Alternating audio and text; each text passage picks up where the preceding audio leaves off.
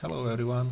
In this video we will see how we can get Bitcoin and cryptocurrency price data from Yahoo Finance API with Python.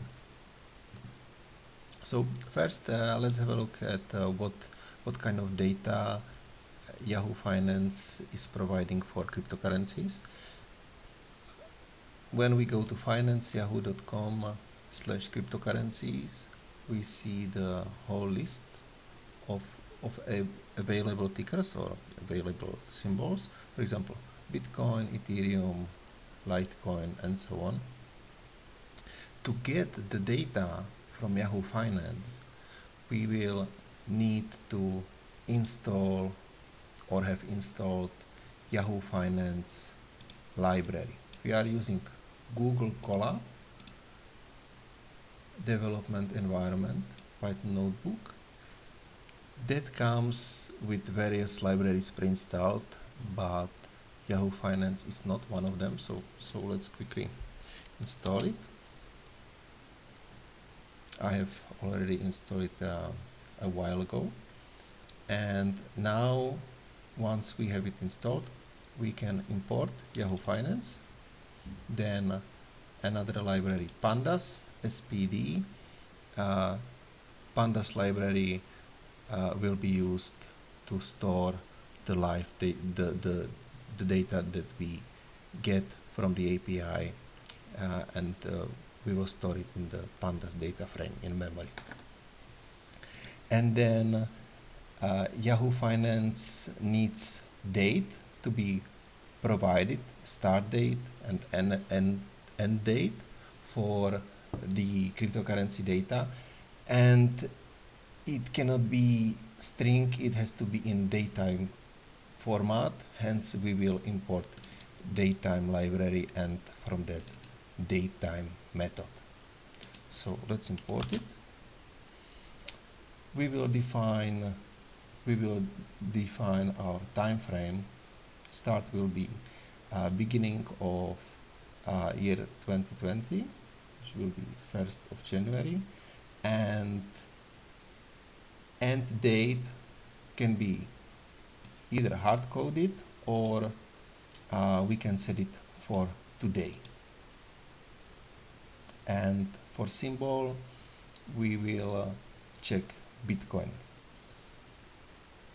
We cannot write only Bitcoin, we need to use BTC-USD as is specified in the Yahoo website. So let's export the variables, and now we can download the data with Yahoo Finance library and store it into Pandas data frame. Let's do it quickly. We can check head of the data frame and tail as well. So this data frame contains the prices for the daily prices, the granularity that Yahoo Finance API provides is on daily time frame. So it is not minute data or hourly data, it is daily data.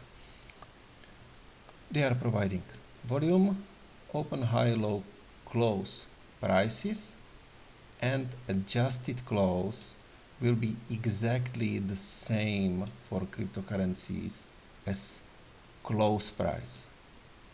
This differs for stocks, but for cryptocurrency we can use adjusted close or close price. It will be the same information. So once we have the data in the data frame, we can quickly plot the adjusted close price. Data frame, we choose the adjusted close price column, and we can plot it with Pandas. So here we can see the price from the January 1st of 2020 to today, and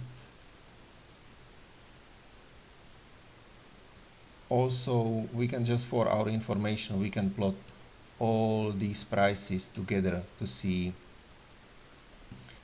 if there were any huge fluctuations between, let's say, open or high, low, close price during the day.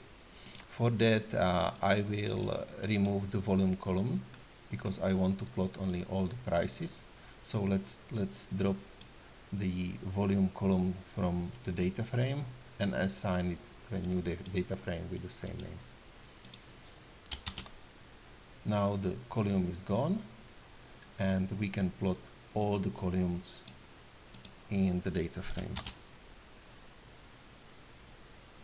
So as you can see, with a few lines of code, we got the data for cryptocurrency, or specifically Bitcoin, and this can serve as a basis for, let's say, further analysis or for creation of simple trading bot and so on. So I hope this video was useful, and I will see you in the next video. Thank you.